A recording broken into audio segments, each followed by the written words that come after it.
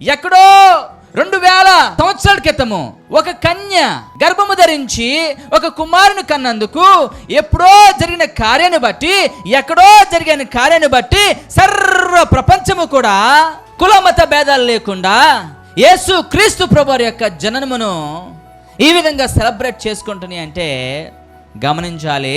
ఆయన కేవలం మరియ కుమారుడు మాత్రమే కాదు, ఆయన యోసేపు కుమారుడిగా ఎంచబడిన వాడు మాత్రమే కాదు, ఆయన యూదులకు మాత్రమే దేవుడు కాదు, సర్వ ప్రపంచానికి, సర్వ మానవాళికి దేవుడై ఉన్నాడు. ఎందుకంటే మనకు కుమారుడు అనుగ్రహించబడెను. హల్లెలూయా.